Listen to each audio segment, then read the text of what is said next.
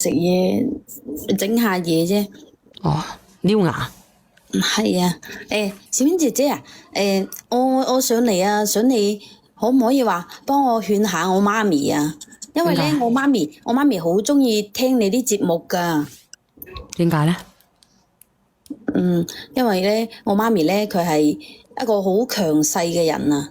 佢依家都喺直播間聽緊噶。點強勢法？由細到大咧，佢都要安排晒我啲人生噶。咁其實咧，我有一個咁嘅媽咪，其實我都係好無奈噶。但係咧，冇辦法啦，因為佢生咗我啊嘛，咁我又改變唔到啦。咁你今年都唔係好大個嘅，如果係咁樣。係啊，我今年26歲噶啦。哦，26歲女啦，咁咧，然之後咧？係咯，咁我依家都大個女啦嘛，咁我係有權利啊，去選擇我以後嘅人生噶嘛，係嘛？小圓姐姐你話啦。係，咁你出現咗啲咩狀況令到你咧反感你媽咪嘅咧？咁我依家識咗個男仔啊嘛，咁我哋又拍拖1年幾啦，咁佢對我好好噶，我都好中意佢，我好愛佢噶。咁但係咧，佢咧就外地嘅家庭條件啦，就唔係好好，咁我媽咪咧，佢就狗眼看人低喎。點狗眼看人低啊？咁我依家有咗啊嘛，咁本嚟咧咪就係一件好開心嘅事情啦，係咪？啊！咁我男朋友啊，同佢阿媽知道咗我有咗之後啊，都好開心噶，開心到不得了啊！咁我仲約埋我媽咪出嚟見面喎，話要傾啲結婚嘅事情。咁我阿爸阿媽咧又得我一粒女啊嘛，咁我男朋友啊依家啊都喺我呢邊發展，咁咧我媽咪咧就希望我男朋友喺我哋呢邊定居，咁我男朋友個媽咪佢啊同我男朋友都係同意噶。咁啊，當時我媽咪咧就話，咁佢屋企咧就出15萬，我屋企咧就出15萬，咁咧就交個首付去供層樓，寫大家嘅名咁噶。咁咧，我男朋友屋企咧條件就唔係好好，就攞唔出，就話只可以攞到5萬蚊。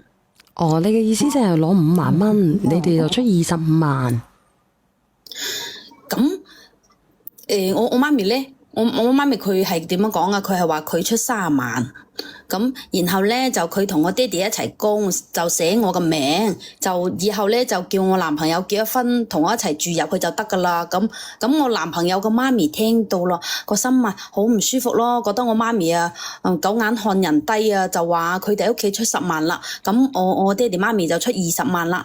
咁點解一開始又話5萬，咁後尾點解又有15萬啊？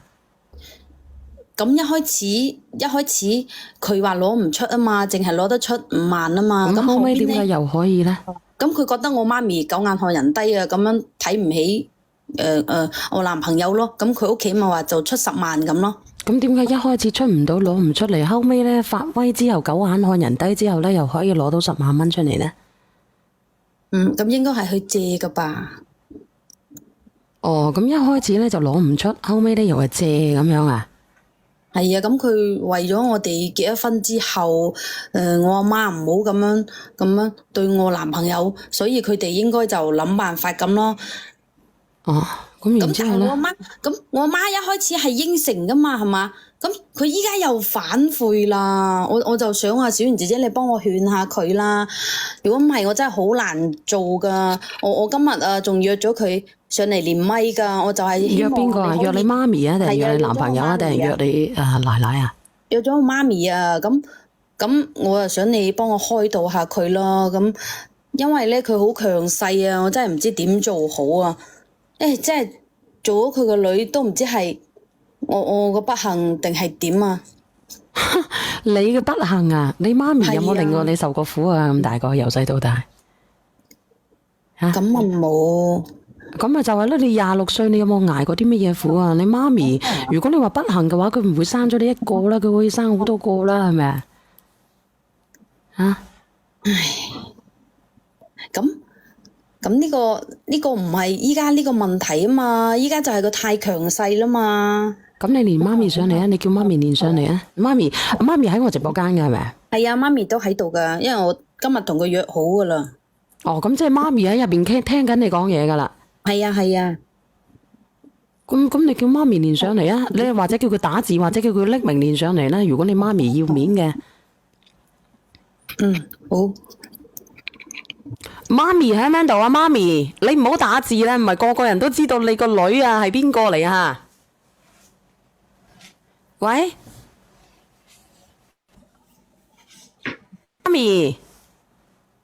媽咪識唔識得連麥啊？唔識得連麥嘅打下一啦。媽咪，唉，佢應該喺下邊聽緊㗎。你哋咁多人唔好亂打一得唔得啊？哦，有個人連咗咪嘅喎，但係唔知係咪佢嚟嘅喎。我建議佢匿名啊，呢個朋友啊。喂，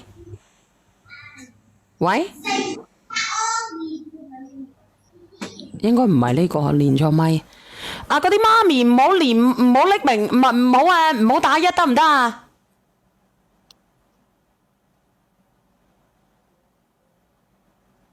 喂，咩食？聽完暈鬼咗？呢個邊個嚟㗎？呢個呢個邊個講嘢啊？呢個啊？呢個貓仙女老大話佢你媽咪聽完暈鬼咗，你點解咁講嘢嘅？你阿妹妹啊，你睇下快啲打個電話睇下你阿媽咪係咪暈鬼咗嘅？我打個電話俾佢先吓。係你問問佢係咪暈鬼咗嘅？我叫打個一咧，咁多人打上嚟，你睇下係咪暈鬼咗？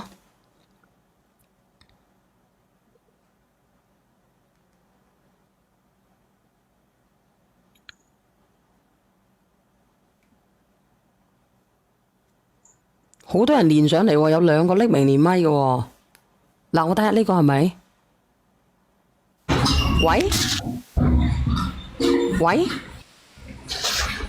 喂，又唔得喎，你問下佢。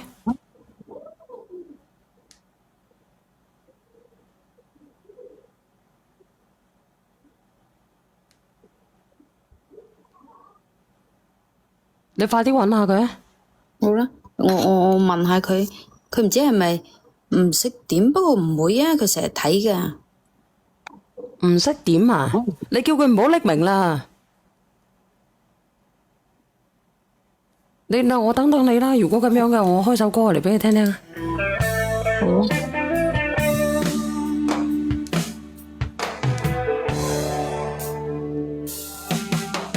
讓我將你心兒摘下，試着將它慢慢融化，看我在你心中是否仍完美無瑕，是否依然為我時時牽掛，依然愛我無法自拔，心中是否有我未曾到。有個人連咗咪又冇連喎。你媽咪係咪暈咗？你快啲問下。唔係啊，佢話佢連緊嘅喎。嚇？佢話佢連緊嘅喎。連緊我真係唔識喎，佢真係冇嘅喎。嗱，又有個人連咗上嚟啦，我睇下係咪佢嚟啦。佢話連緊。喂，係，聽唔聽到啊？啊你好，你好，聽唔聽到啊？係你講嘢啊？哦，我係啱先嗰個丹丹個媽咪。哦，你係丹丹嘅媽咪啊，唔好意思啊，佢閉咗咪啊。你連咗咁耐先識連上嚟啊？你好啊，你係丹丹嘅。係啊，啱先，唔知係咪因為網絡問題？而家聽到未啊？唔識連就唔識連啦，阿姨。哦，係啊，第一次上嚟真係有少少唔識。唔緊要啦，唔緊要啦。你個女啊，你個女今日叫你連上嚟講下你，佢話你強勢，咁你一直都好強勢嘅咩？唔係話強勢，而係我個諗法都係為咗佢好啊，小妍姐姐你好，你啱啱都聽到咗我個女講嘅情況啦，係咪啊？咁你覺得佢男朋友呢一家人點樣咧？我點放心將個女嫁過去啊？唔係阿姐姐啊，嗱我即係你個女係26歲啦，咁你都唔係好老啫，應該都40-50歲嘅啫，係咪啊？係啊，我差唔多50歲咯。咁你50歲啦，咁你話即係老實講啊，咁你話佢一家人係點樣咧？我就唔係好清楚嘅個男家，因為即係點講咧？因為我唔了解啊嘛。咁經你了解呢個男家係點樣嘅咧？咁男家嗰邊點講咧？好似係佢講到佢男朋友好愛佢，對佢好好，但係到咗論婚男家嗰陣時，嗰啲條件又呢樣做唔到，嗰樣做唔到，咁啊好激氣嘛！你知道我得一個女，我都係緊張個女啫。咁係咪啊？係咪咁樣啊？呢個丹丹啊？媽咪啊，你咩意思啫？依家咁我依家都有咗啦，咁你唔通啊？依家仲想拆散我哋咩？咁你一開始都應承咗阿振明個媽咪噶嘛？咁買樓啊寫大家嘅名噶嘛？咁婚後啊又係我哋兩個供啊？咁你點解突然之間又要反悔㗎？丹丹，媽咪唔係話反悔，我同你爸爸咧淨係得你一粒女，當你心肝寶貝咁樣，我哋都係為咗你好。你睇下，我哋講好就買層樓，我哋70-20萬，佢哋70萬。但係你男朋友個媽咧就話你哋結婚又唔擺酒，咁你係我哋嘅掌上明珠一粒女唔擺酒，點對得住啲親戚朋友啊？如果佢哋就咁等你過咗門，然後咁以後你喺嗰邊肯定係抬唔起頭㗎。當時仲講好話6萬蚊美禮金嘅。咁而家又話買咗屋冇咁多禮金，禮金就得個12,000蚊。咁你話佢哋個家人係咩人嚟㗎？你唔可以計較咁多噶嘛？咁啊，振明個家庭條件佢唔係好好嘛？咁我哋屋企多出一啲首付，咁佢哋屋企出少啲，咁又有咩所謂咧？係嘛？咁啊，仲有啊，你哋又唔係冇錢，咁你哋要人哋咁多禮金做乜啊？你哋又唔係買女，咁你哋有能力啊嘛，咁出多啲就得啦。咁啲錢咪留翻俾你傍身咯，丹丹，你唔知道嘅咩？咁佢得你一粒女，以後百年歸老，啲錢係咪歸你啊，丹丹？咁依家唔一定要同佢哋計較噶嘛，咁係咪又得我一個女，咁以後啲嘢都係我噶啦。咁啲嘢係你好啊，定係成為夫妻嘅共同財產好啊，丹丹？咁我媽咪有錢啊嘛，咁呢啲有咩所謂咧？咁你媽咪有錢係你媽咪件事，呢啲係靠你媽咪勞動嘅雙手賺翻嚟嘅，丹丹，唔係靠你嘅雙手，亦都唔係靠你男朋友嘅雙手，亦都唔係靠你男朋友嘅爸爸媽媽嘅雙手啊，丹丹。咁我依家唔係要佢出晒啊嘛，咁都出咗20萬咯，咁咪講好6萬禮金。嗱，咁禮金咧係睇重咧呢個男人咧對你即係點講咧？睇你嘅即係點講？睇點講啊？我主播錯啊！咁你連上嚟啦，澤連，即係你認為錯，認為丹丹係啱嘅。丹丹有眼光、心善有福澤之人，咁不如你哋連啦，你哋繼續講啦。唔係我等下又俾人懟啦。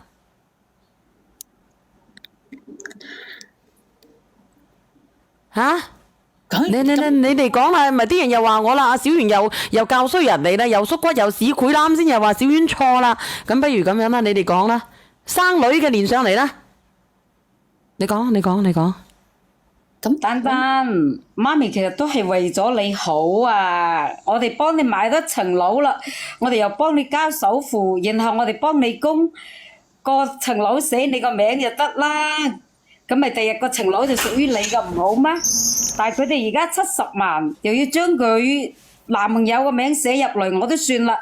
問題係當時講好話擺酒啦，而家又話唔擺酒。你知道啦，我哋嗰啲咁得一粒女，親朋戚友都成日問個女幾時結婚幾時嫁，咁肯定想擺酒風光下噶啦。而家又話唔擺酒，禮金又得埋咁少，降到12,000。如果咁樣嘅話，我哋不如自己供個間屋俾你，就寫你個名就得啦。哦，佢哋都可以入嚟住，就係寫你個名係咪？係。咁有咩問題呢？嗱，飛星作為一個男人，你自己講啦。唉，我覺得有少少，即係有少少好似打死狗講價咁咯。唉，你男人嚟嘅，你自己有冇女啦？啲人又鬧我啦，話我狗眼看人低，又話我乜春，又話我乜柒啦，我廢鳩就自講啦。我自己梗係有女啦，我2個女添，我都諗住，即係我唔會話將來咧又要個女要收幾多錢禮金啊，嗰啲我唔會啦。即係按照而家我聽，即係你覺得佢唔啱，佢媽咪唔啱係咪啊？飛星？唔係，我唔係話佢媽咪唔啱，佢媽咪冇錯。即係佢媽咪咧，唔係話嗰啲擘大個口話鋸人哋嗰啲啦，咁都係10零萬啫。你即係佢亦都唔係話好似咩人哋嗰啲話要開口幾百萬，又話有細佬啊，又話咩咁你都係攞10零20萬啫。咁個男嘅如果開始你應承得擺酒嘅，同埋攞幾多，咁你就盡量履行呢個義務，即係你嘅承諾啊嘛。咁但係到咗差唔多埋尾嗰陣時，突然間話唔好擺啦，咁樣係人都唔舒服啦，係咪先？係啊，咁係咯，佢咪就係獅子開大口咯。邊個獅子開大口啊？咁係我媽咪咯。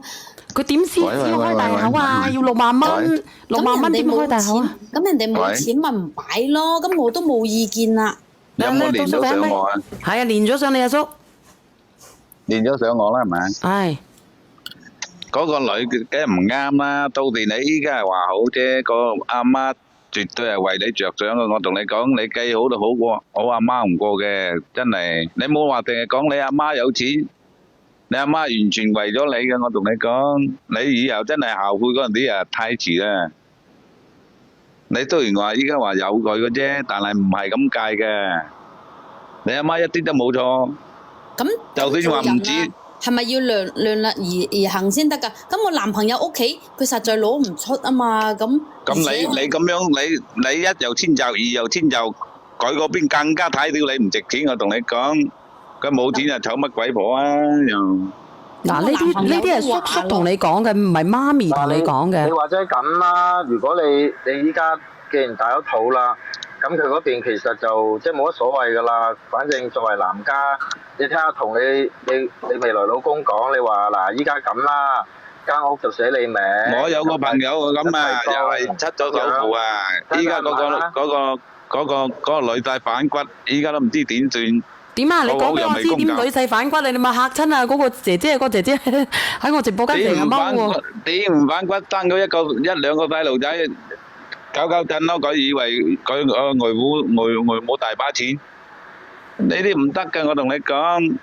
我想問一下，男朋友都話咯，我哋可以第時啊補翻擺酒噶嘛。講補嗰啲係假嘅，我同你講。嗱，阿媽咪你講下，媽咪你講下，媽咪。想望到有冇聽過尋日個故事啊？唔知佢咧，你講下咧，媽咪你講下。因為我呢啲咧就唔係話計較，咁佢哋70-20萬，我哋70-20萬，佢70萬，我都同意啦。咁而家我個女咧就俾佢搞大咗個肚啦，冇辦法，只能接受現實，都已經我哋咁降低咗啦，係咪啊？啊！咁降低咗個要求，彩禮又降低啦。咁但係佢哋而家咁擺酒又話唔擺，咁呢樣咧就即係講唔過去咯。咁佢如果等阿媽咪講埋啲嘢咧，你講埋佢啊。咁如果唔擺酒，咁個禮金嘅話又俾唔夠，咁我哋都係想個女以後喺婆家嗰邊抬得起頭，唔使俾人哋講話又唔擺酒乜嘢咁，帶住個肚翻去人哋屋企，人哋就更加睇唔起啊！到我講啊，你講。我想講咧，其實咧，男家嗰邊話冇錢，其實藉口。你有冇錢都好，但係你應承嘅嘢一定要做得到，唔好出爾反爾。應承一定要做得到，你一就冇應承。誒，你真係點講咧？你呢即係都唔話乜嘢啫，但係咁你夾硬都冇用㗎係嘛？咁你煩唔煩咧？呢位妹妹，你有冇聽過尋日個故事啊？你睇人哋屋企女家咁有錢又點啊？俾男家恰到上，反正恰到乜咁樣啦。就係咯，單到時人哋又就會話我哋個女唔值錢啊，貼埋大床嫁過去啊！你知唔知到時幾冇面啊？媽咪啊，你可唔可以為我着想下？咁我都有咗咯，咁唔通你要咁樣你有我哋有還有，一單還一單噶，我同你講。嬲啊！你男朋友嘅媽咪嬲乜嘢呢？應承咗人哋嘅嘢又做唔到，係咪先？而家整嚟整去，係咪先啊？你冇錢買屋嘅，你冇咁大個頭，又裝大咁大個帽，係咪？你媽咪話出晒幫你買間屋，佢哋都可以入住嘅。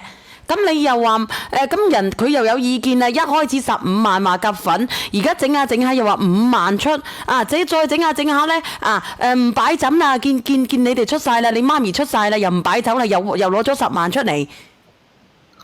係啊，如果而家我哋讓步啊，以後你喺呢個家庭就冇地位㗎，你知唔知啊？媽咪係過路人嚟嘅。唔驚你媽咪嬲咩？咁啊，如果佢屋企嘅四圍去你而家成日相較你男朋友嗰邊，你有冇考慮到你阿媽嘅感受為你好嘅又？即係陰公啊，發生啲咁嘅發生喎。其實依家去，就算你擺酒，雙方嘅親戚朋友都唔係話好多嘅啫。再一個咧，你而家咧處在熱戀期，你冇諗到將來其實你阿嘅。媽一啲都唔係為難你，我同你講啊，只有你為難你阿媽就真。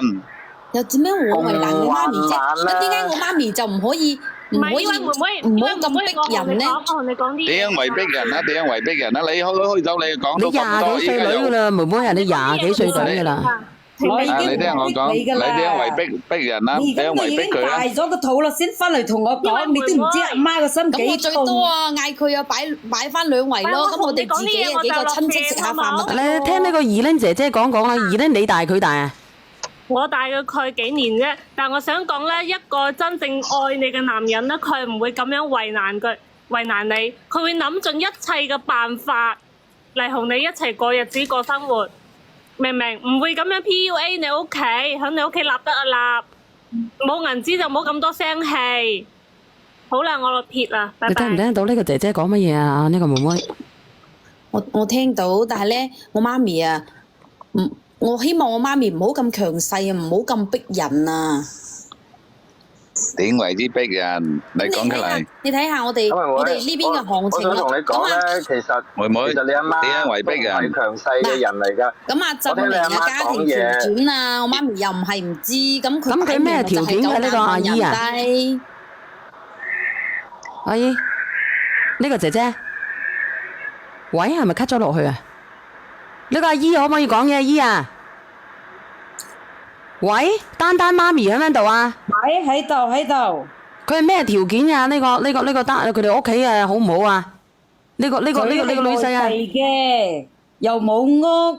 咁咪當時我就諗住話佢對個女好，叫佢哋咧就過嚟我哋呢邊廣東嗰邊生活，我哋可以出錢幫佢買分房。咁佢哋喺屋企嗰邊係又冇屋，乜嘢都冇嘅。但係見到佢咁愛我個女，我都冇反對。啊，嗯。我覺得真係佢媽咪啱先講句句啱嘅。我同你講，你就算買屋落你媽咪落你嘅名下，不能夠黐埋佢，本來佢都冇份嘅，係咪咁講先？到時真係有乜嘢要同佢分喎，比如冇就最好啦，係咪？係啊，因為我唔係話邊個想有啊？係咪？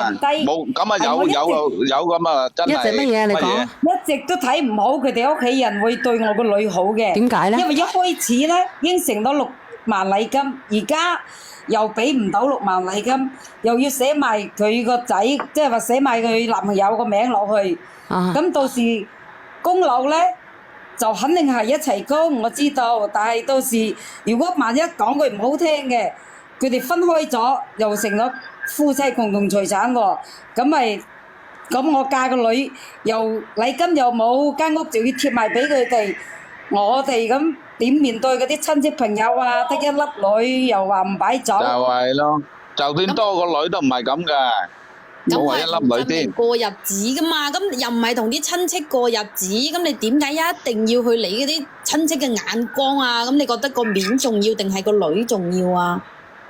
如果有人講話，你而家唔細㗎啦，你自細都受過苦。靚女，你聽人講完先，下邊嗰啲評論員你講埋佢先啊，阿姨。好，我話丹丹已經係到咗成家立室嗰個年齡啦，結婚個年齡都唔細噶啦。你要為以後嘅日子着想，你自細都冇受過苦，但係你唔知道人心險惡啊！而家你嗰個家婆肯定係一個比較多姿整嗰啲人嘅。我同你講啦，佢而家都已經打好算盤啦，你都未過門就已經計呢樣計嗰樣，仲有證明咧係個二婚類嘅，仲帶住個仔，你咧就係頭婚類嘅黃花閨女，我真係好唔想你嫁過去㗎，但係一定要揀佢，仲要大咗個肚，我真係冇辦法啦，真係㗎，小婉姐姐你話做阿媽嘅激唔激氣啊？仲有個間屋。我真係唔想寫佢男友個名。呢個你好啊，華女。唔寫啊，真係絕對唔寫，咁啊仲加唔寫咧。你好。我支持個媽咪嘅，我真係。你講唔講得到嘢啊，華女？可以幫個女供間屋都得嘅，至於禮金擺酒咧，我哋肯定要擺酒嘅。禮金就隨得佢邊點樣啦。我覺得呢個妹一定要聽媽咪話，唔係咧，第日肯定會後悔嘅。因為以前我結婚前啊，我媽咪就話我嫁俾我老公，因為我老公好悶男那種咧。之後結婚之後真係後悔嘅。係啊，如果係而家都唔緊張，結咗婚之後更加唔會將你放喺心入邊啦。點解佢仲會帶個仔？依家仲會嗰個男嘅仲會有個仔嘅，你個女都跟埋佢，我真係諗唔明啊呢樣嘢。你都不可理喻嘅。哎呀，小圓姐姐，你幫我勸下我媽咪啦，佢又唔讓步，咁我好難做噶嘛。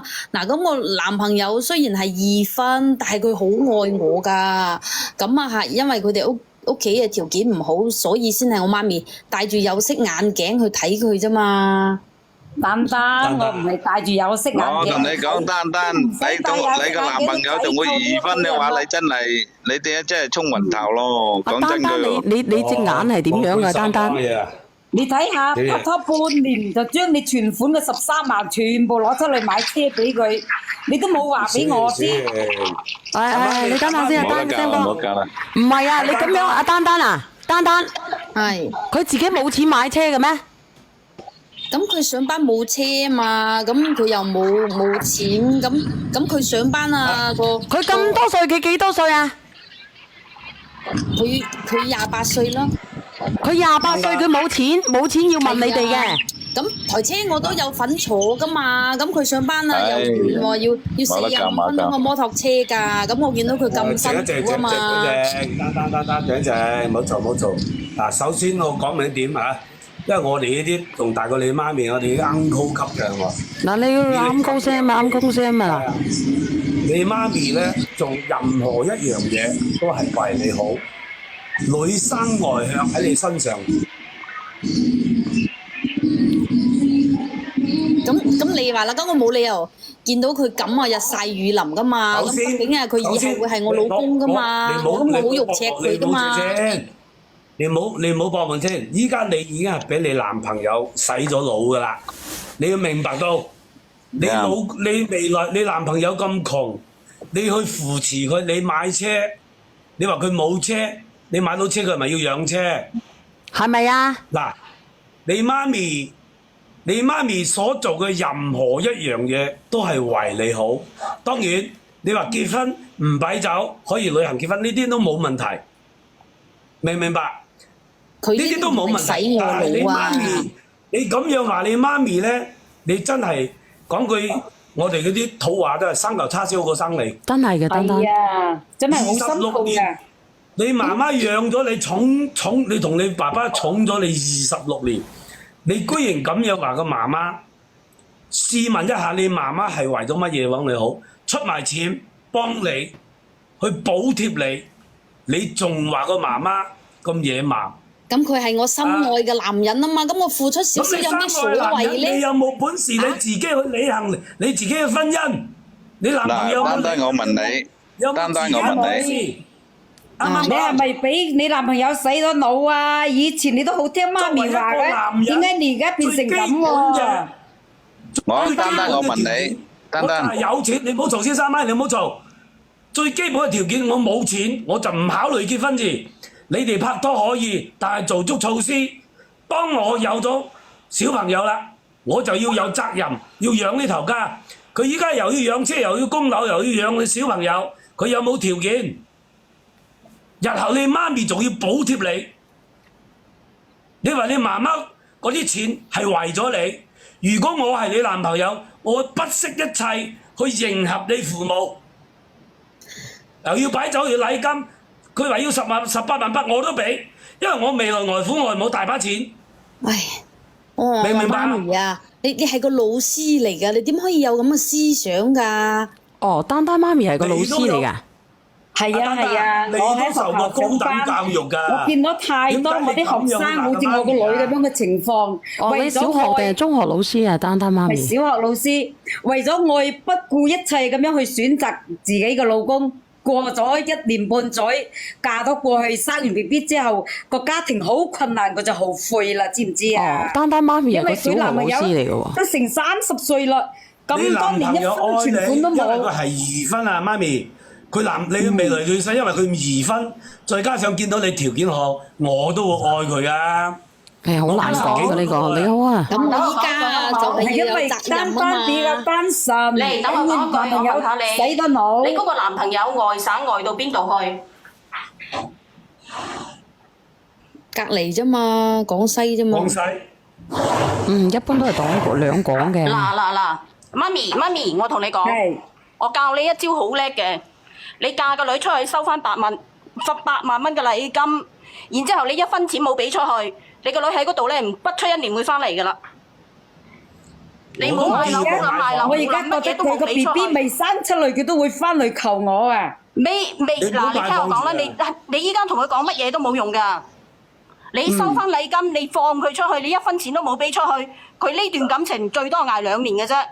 問題係問佢攞6萬都冇，得個12000蚊禮金俾我，唔好話你聽清楚啊，媽咪，我話俾你聽，係你依家嚟講，你1分錢都唔俾出去，你收到6萬得6萬啊！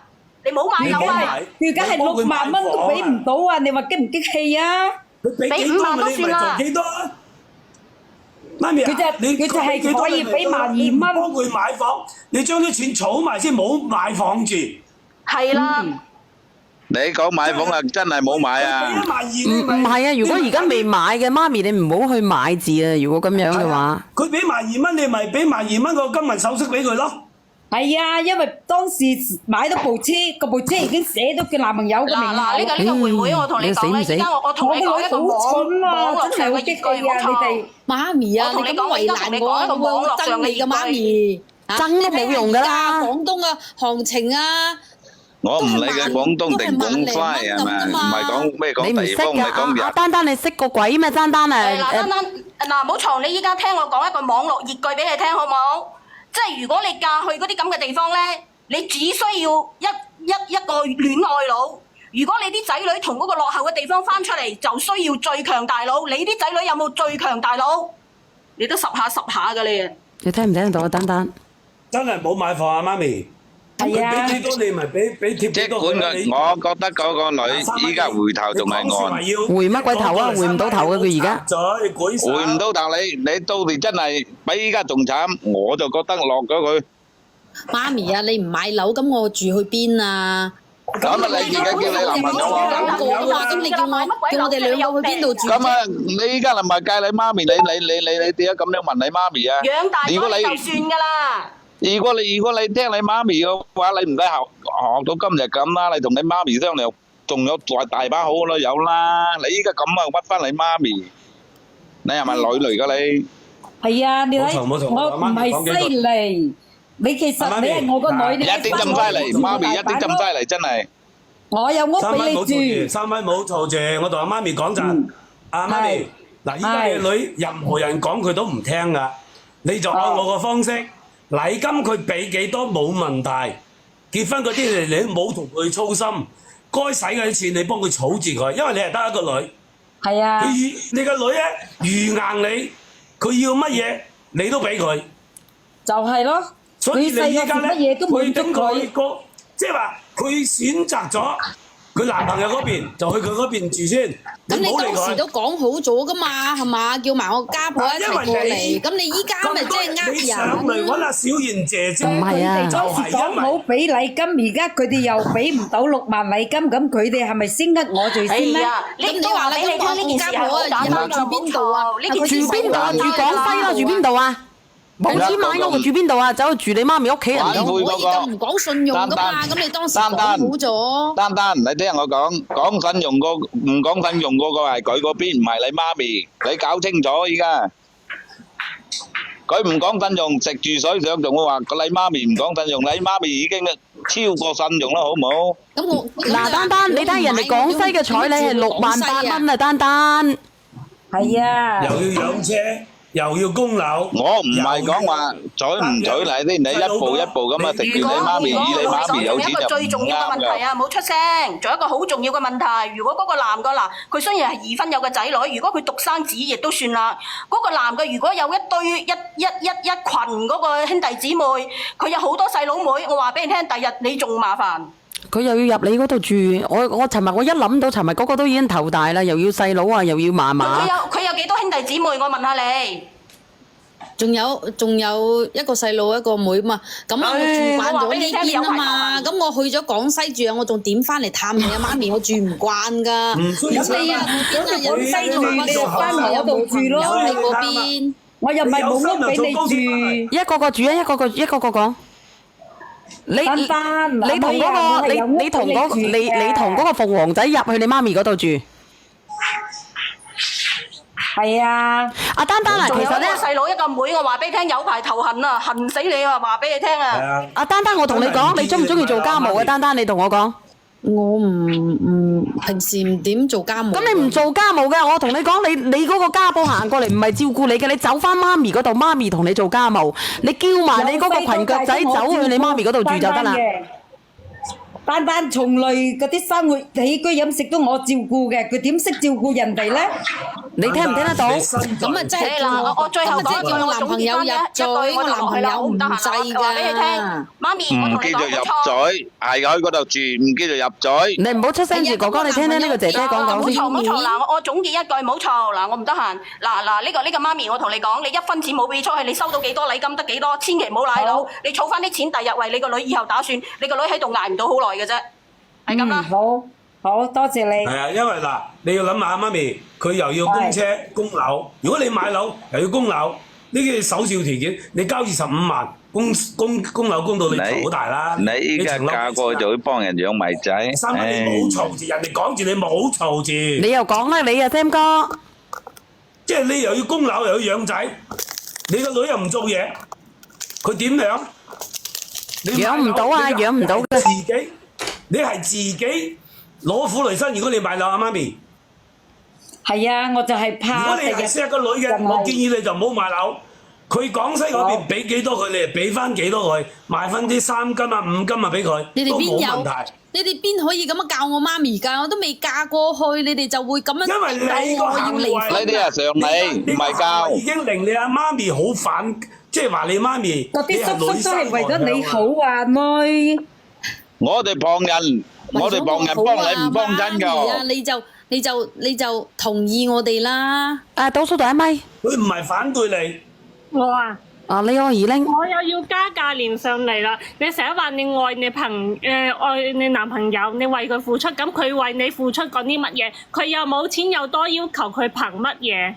而且咧呢個男仔唔得啊！呢個丹丹，我同你講，就佢咁大個仔係咪先啊？仲要靠你去幫佢買隻車嘅呢一點，佢已經唔值得你中意啦。重要佢依家啊！你哋只不過係聽下困。難啫嘛，咁我哋以後都係兩公婆啦咁。我仲要乜嘢啊？媽咪，你講埋佢啊！你冇出聲先。佢男朋友唔單止話身無分文，佢仲有一次啊，佢哋準備結婚嘅時候，佢同人哋出去飲酒撞傷咗人，仲要瞞住我，就話你受傷咗啊，我哋攞得3萬蚊俾你，你覺得咁樣嘅人負責任嗎？絕對係滾你個女係啊，錢嚟㗎。媽咪瞞住定係女仔瞞住啊？一啲擔當都冇啊！哎呀，咁佢真係攞唔出呢啲錢賠俾人啊嘛，咁佢醉駕要私了㗎，咁如果唔係報咗交警就好大鑊㗎啦！你究竟明唔明白㗎？咁佢已經應承我以後唔同嗰啲朋友去飲酒啦。你真係蠢啊！呢個丹丹，救急啫嘛。係啊，你犯唔犯嘅？你究竟同唔同意我？佢聽唔入耳㗎啊！呢個媽咪，咁你唔同意我以後唔認你啊？唉，丹丹，你點解咁講嘢㗎？媽真係好難過啊！你知唔知啊？係，喂，媽咪，拆散人哋兩公婆先開心嘅。媽咪，你如果佢咁，你冇嘈，你唔好出聲，你咧做老師做到咁樣都嘔血㗎啦！我其實講真嘅，唔係講笑。媽咪冇傷心，佢既然做女都咁對你嘅話，你對佢點樣都冇用噶，我同你講。你媽咪咧一輩子咧喺度教書育兒，育到你真係三生不幸啊！我話俾你知，丹丹，我唔係話乜嘢，你咁大個女，你竟然乜嘢都唔識諗嘅。啱啲嗰句咁嘅説話都講得緊，你話唔人你做媽咪，你咁樣威脅個老母，一個講啊，你嘅孫啊嘛，揸住個老母個弱點愛你一粒女，你就係咁。食住水上，依家你唔係去緊你媽咪，係去緊你自己。我同你講，你都唔知，唉，你哋幫我勸下個女真係啊！㗎，去緊你自己啊！你媽咪卜心卜肺為你好，你竟然真係唔領情，你講下仲會講埋呢你又講啲話。下二玲。我話佢男朋友下下話冇錢。哦，丹丹俾人 cut 咗落去。阿偉大大。我喺度啊！阿媽咪，你唔好俾啦，好似你話齋，佢唔會長久嘅，因為貧賤夫妻咧就百事哀嘅，講真嘅。講句真嘅，個頭嗰個都唔會離婚啦，如果佢好男人嘅你有排扶住佢話。行啊！呢個男人冇咩擔帶，而且咧佢嘅工種你自己了解清楚先。你話小雲姐姐，你話係咪先？如果佢仲會離婚，你話佢前面個點會嚟啊？就係人哋前面個小朋友第一，你又要養。阿丹丹，我會同你講。你真係你要聽你阿媽講嘅，因為佢二婚，你二婚嗰個男嘅二婚，你真係你唔知佢前面係因為乜嘢而離婚嘅？呢個男嘅唔會再有三婚，係咪先？你阿媽真係得你一粒女，已經係將佢最好嘅嘢俾晒你啦，已經一再讓步啦，你都仲要唔聽，你仲係要候住你阿媽啲錢。有限速80拍照。你仲要你阿媽買樓俾你？點解你憑乜嘢你阿媽要買樓俾你啊？我舉手。你男朋友下話冇錢，點解冇錢咧？點解？冇錢你點解仲要嫁俾佢啊？我係要為你男朋友而買。你阿媽得你一粒女，就係想將最好嘅嘢俾你。你哋咁講嘢，咁唔通二婚就係好俾人睇唔起嘅咩？大家唔好嘈，等我講埋佢先。嗱，咁你媽咪其實好大讓步啦，已經俾埋銀紙幫你供埋啦。唉，我落啦，反正佢又唔會聽得入喎。嗱，咁樣啦，其實媽咪，我俾啲意見你啊，你樓可以買，但係咧，你寫咗你自己個名嘅啦，媽咪唔好寫個女個名啦。係冇錯。咁然之後咧，你自己供啦。都咁諗。住住先。起碼第日個女以後俾個女就係個女嘅。係佢死過嚟住咧就死過嚟住，唔死過嚟住咧就算數啦。我覺得啊，依家咁嘅時代真係自己。小姐姐，我都唔勸佢買屋嘅，真係依家咁嘅時代，因為你自己有屋。就同佢一齊經歷㗎啦，呢個娃哈哈話。冇錯。因為你依家你自己又有屋嘅，你為什麼仲買屋啊？咁嘅時代，依家攞嚟啲錢穩陣啲啊！我覺得。幾十萬啊，陰公唔係少嘢嚟㗎。咁我男朋友好愛我，我又好愛佢啊！咁我哋有咩錯啊？你哋嗱，咁你聽下呢個娃哈哈啦，娃哈哈你幾大啊？今年？呢啲唔係冇錯，係你啲人冇錯，但係你錯就錯在你咁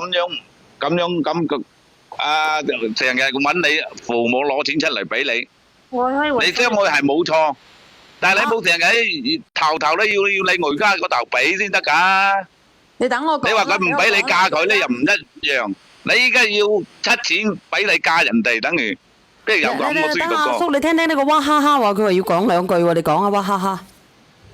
係咁嘅，咁我咧就係同佢情況都係一樣嘅，我都係嫁咗個咁嘅人，但佢唯一唔同嘅係咧，佢阿爸阿媽咧就會幫，唔至於話冇錢。然之後佢會喺佢嗰邊買咗樓，叫我過去，但我係冇去到嘅。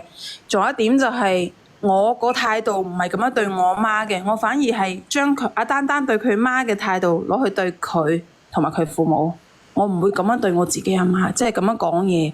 哦，你有幾大個啊？呢個娃哈哈？我30。哦，你有30啊？佢26啊，大4年。你幾多歲結婚啊？娃哈哈？我啱結婚咋。哦，你啱結婚係咪？咁你嘅狀況唔一樣，咁你係識得為媽咪諗噶嘛？係咪？跟住，但係男嘅狀況係一樣啊，但係你自己佢可能閱歷唔夠啊，你唔識得幫人洗腦，你應該調翻轉幫嗰個男嘅洗腦。啊，點洗腦咧？你去同佢講咯，佢有咁嘅經歷，咁你可以唔乜嘢㗎？你可以叫佢過嚟你阿媽呢邊，你同佢阿媽住啊嘛。丹丹有咩本地睇到佢個腦啊？咁丹丹咪叫咗佢男朋友過嚟住嘅咩？只不過係佢依家攞唔出咁多錢啫嘛，佢哋真係好無能為力㗎。咁你攞唔得出錢咪媽咪出咯，咁唔使寫個男朋友個名㗎嘛，因為呢啲錢係媽咪嘅血汗錢嚟㗎嘛，丹丹。點解唔叫男家去買啫？男家冇錢喎，冇錢唔買咯。我哋都想買間屋俾個女，梗係寫2個人嘅但個女又名㗎唔聽我嘛。話。你點解將你媽咪啲錢分俾我？你依家對你好係老公嘅，第日唔好個仇人嘅。我同你講，你有冇諗過呢個問題？嗱，我哋先唔謀呢啲嘢啦，呢啲嘢咧，阿丹丹媽咪你有錢咧就算，阿丹丹你自己有錢嘅，你自己可以攞錢去同男朋友一齊供，呢啲錢係媽咪嘅。如果你對媽咪唔好咧，呢啲錢咧媽咪係攞嚟養老嘅。丹丹咩有錢啫？有錢都俾嗰個男嘅挖咗去買車咯。你冇聽啊嘛，小賢姐姐。咁丹丹冇錢嘅，咁咪等媽咪買咯。咁你哋冇地方住，媽咪係可以俾錢俾機會你哋入嚟住噶嘛。咁你哋唔住嘅，你咪租屋咯，就係咁簡單。咁佢哋話我男朋友都有份供樓㗎。咁以後媽咪供得唔得啊？媽咪同埋阿爸爸供咯，就唔使你男朋友供咯。再講咧，你呢個男朋友有冇能力去供樓啊？你遲啲又有咗 BB， 又要養 BB， 仲有一個問題就係佢仲要養埋之前個仔，仲要養埋佢哋一大家子，佢有咩錢呢？計個條數都死埋啦！阿媽咪啊，阿老師啊，係。老師，你不如咁樣啦，你唔好去話復院啊，話點樣去嗰20萬咧？就佢出20萬，佢又攞咗10萬啦。而家佢變相，你攞20萬，佢出10萬，佢就夾硬減低啲禮金嚟填翻條數。其實呢啲縮數個個人都識嘅，好過分，好自私啊！咁你冇錢嘅，咁咪擺咗走，你自己有錢出咪買咗間屋咯，係咪啊？阿丹丹媽咪，我唔建議買屋，真係。多謝婉婉小婉姐姐。